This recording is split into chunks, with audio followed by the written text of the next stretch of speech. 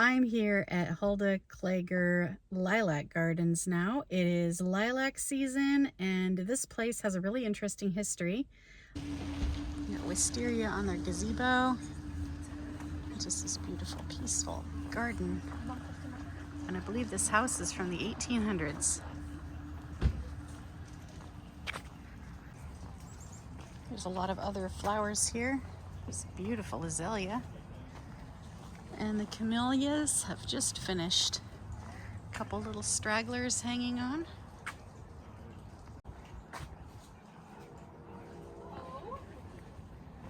Wow. These lilacs are so heavy that they're hanging down. The house was built in 1889 by Hulda's father, and there are over 150 different varieties of lilacs here. Hulda purchased this house from her father in 1898, and she and her husband moved in. There's a little museum on the property, so you can learn more about the family and where they came from and their house and see pictures of them. There's the house. It's taken in 1903. Really cool. I think the fascinating story here, though, isn't so much the lilacs themselves, but Hulda. She was given a book called New Creations in Plant Life and became really interested in propagation. I won't catch all of the names, but there's some neat ones here. This one looks kind of frosted. It has light colored edges. This one is called the Albert Holden. And then here's a light lilac colored lilac. Oops. Sun's in a bad spot. Oh my God, it smells so good out here. It's incredible. Look at all of these lilacs. At first, Hulda wasn't working on lilacs. She was working on apple trees. She was trying to get an apple that was larger and easier to pare so she could make apple pies and such, and was successful in producing a larger fruit that was easier to pare. She started working on lilacs in 1905, and by 1910 she had 14 new varieties. This one's called the Adelaide Dunbar.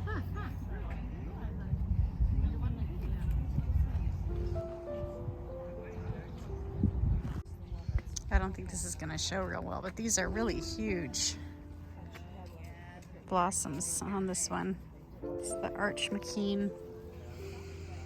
Oh my God, I wish I could share the smell. Ooh, this one's kind of a pink.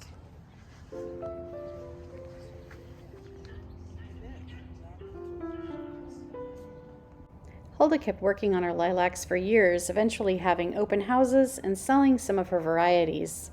Then disaster struck. There was a terrible flood in 1948 that covered Woodland and her farm in water, destroying almost all of her lilacs.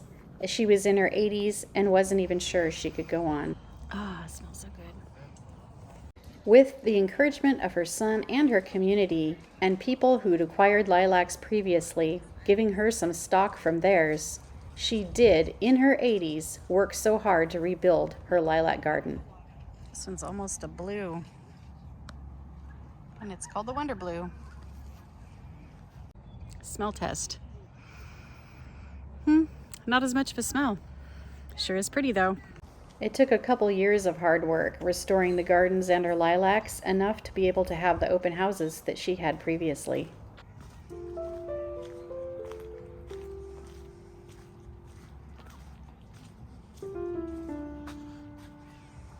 This one's called Romance.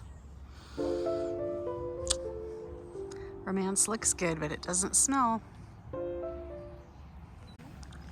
Korean dwarf lilacs, just starting to come into bloom. And there's a really pretty dogwood.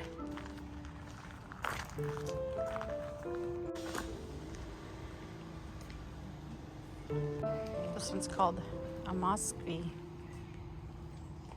It says it's white, but it has a little bit of a blush to it. It has a very delicate scent.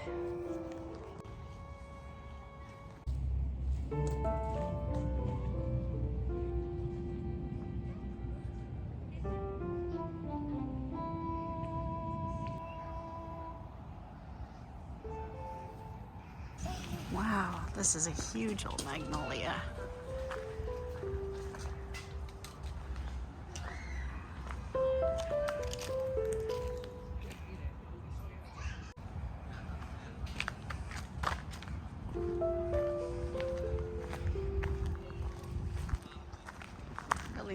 Really neat place.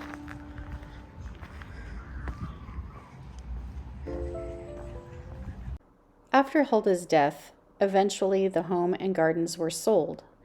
A developer was going to destroy it, but a local garden club stepped in and wanted to save this slice of Washington history.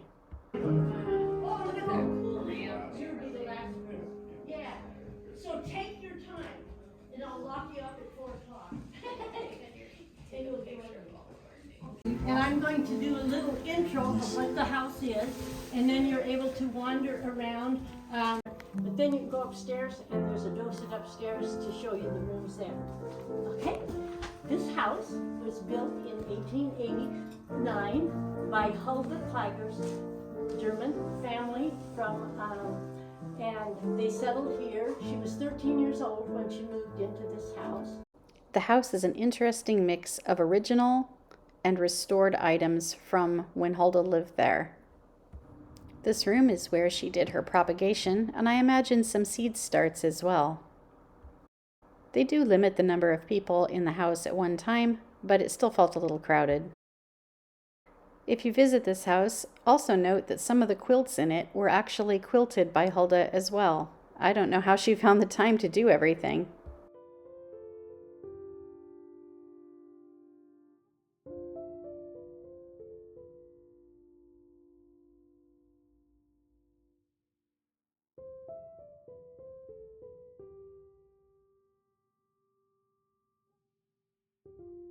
I've driven by the sign to the Lilac Gardens many times, and I'm glad I finally stopped.